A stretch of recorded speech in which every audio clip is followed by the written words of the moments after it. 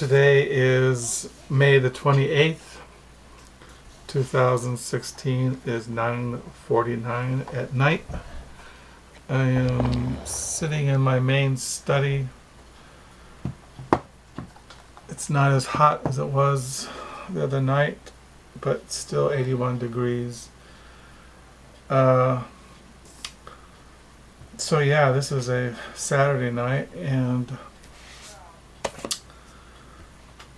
I came across a BookTube kind of tag. It was called "A Word About Words," and it was posted by a retired BookNerd. And Steve in BookTube, the guy from Boston who does book reviews, and he doesn't do book reviews, but he talks about books, and he does, I suppose, review books. He also did the tag, "A Word About Words." And retired book nerd, she said, I wrote this describing her tag, "Readers love words. Please take this challenge. What string of words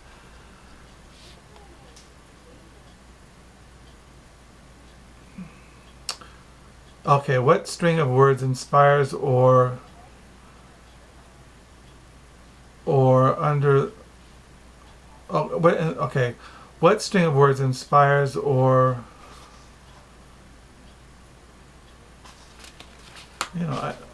I can't see what I can't read my own writing. I suppose the idea is, what string of words inspires you?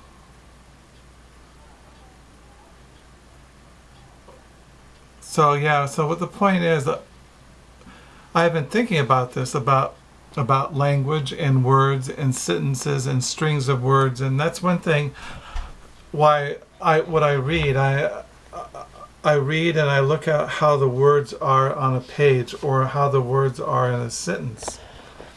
And she was talking, and when Steve used this challenge, he quoted from some books and something he had read years ago that stuck with him. Well, those who watch my BookTube videos knows that if my house or our house was burning down, I would take my Bible.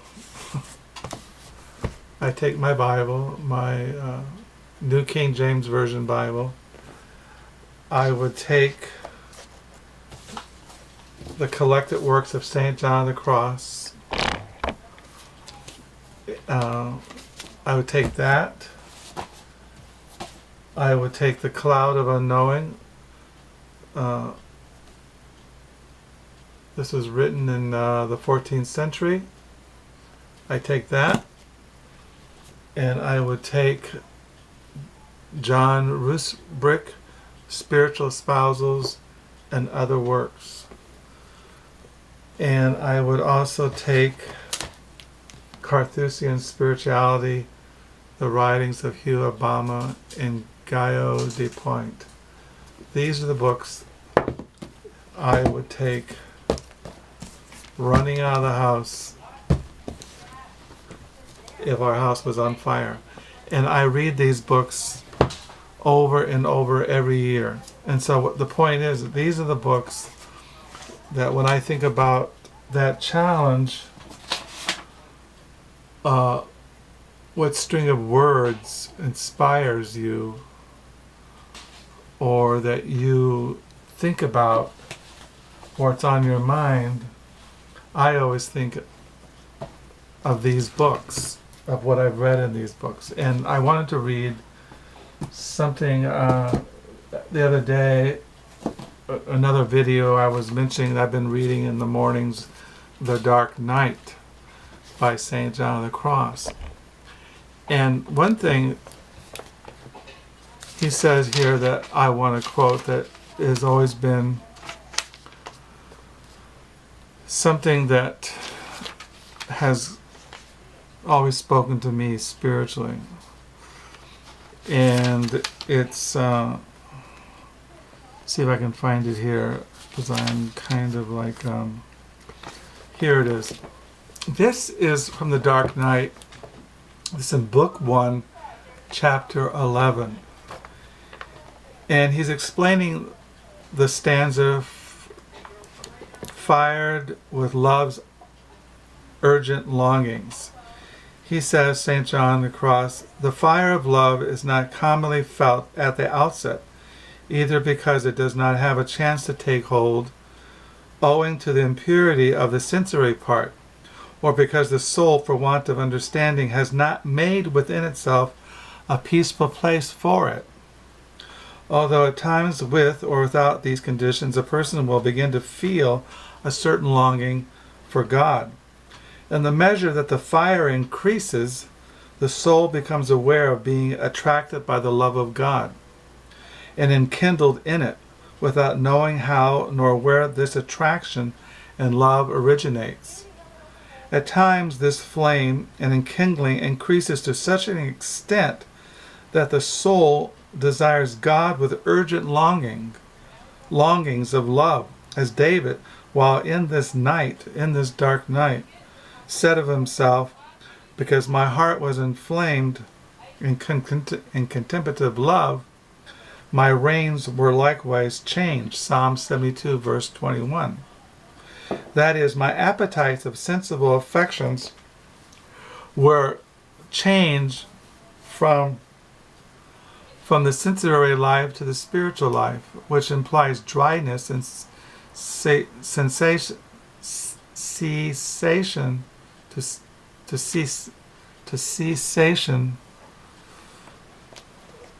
of those appetites we are speaking of. And he says, I was brought to nothing and annihilated and knew not. Psalm 72, verse 22. For as we pointed out, the soul with no knowledge of its destination sees itself annihilated in all heavenly and earthly things in which it formerly found satisfaction. It only sees that it is enamored, but knows not how. Because the enkindling of love in the spirit sometimes increases exceedingly, the longings for God become so intense that it will seem to a person that his bones are drying up in this thirst, his nature withering away, and his ardor and strength diminishing through the liveliness of the thirst of love. A person will feel that this is a living thirst. David had also such experience when he proclaimed, my soul thirsts for the living God. Psalm 41, verse 3. As though to say this thirst my soul experiences is a living thirst. Since the thirst is alive, we can assert that it is a thirst which kills. Yet it shall be noted, in its vehemence is not continual, but only experienced from time to time, although usually some thirst is felt. Yet it must be kept in mind that, as I explained before, a person generally does not perceive this love in the beginning, but he experiences rather the dryness and the void we are speaking of.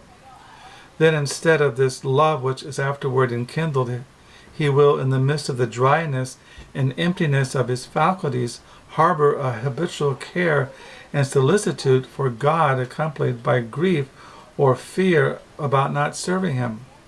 It is a sacrifice most pleasing to God, that of a spirit in distress and solicitude for his love.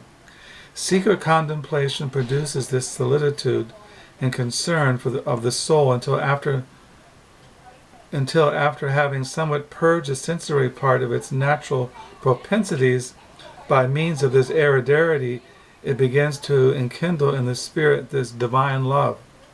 Meanwhile, however, as one who is undergoing a cure, all is suffering in this dark and dry purgation of the appetite, and the soul, being relieved of numerous imperfections, acquires many virtues, thereby becoming capable of this love, as will be shown in an explanation of the following verse. I really like that string of words, and I've often think about it. And I find the same language in these other books, because what he's describing, St. John the Cross, is a true experience of all true saints. This thirsting for God, this hungering after God, being wounded by God's divine love, and being vehement in your longings and desires for God. So that's what's on my mind. As far as what I read today, I volunteered at the library Book Nook this morning, and from 10 to 1, and I read The Open City by Chaiju Cole. And I got in the mail a J.M. Cortez Diary of a Bad Year. And I also got this book in the mail today, The Money Cult, Capitalism, Christianity, and the Unmaking of the American Dream by Chris Lehman. And I got this book at the Book Nook, used book, How to Talk About Books That You Haven't Read by Pierre Baynard. This was translated out of French by Jeffrey Melman. So I read that today, and so that's what I read today. That's what I got in the mail. I recommend the collected works of St. John of the Cross and John Raribic, the Spiritual Spousal, and other works. This is in the Classics of Western Spirituality series. Also, the Cartesian Spirituality is in the Western Classic Spirituality, published by Paulus Press. And you can buy anywhere The Cloud of Unknowing and The Dark Night. You can get in a little book like this. And always read the Bible. So that's what's going on. This is what I wanted to share tonight. And until next time, bye.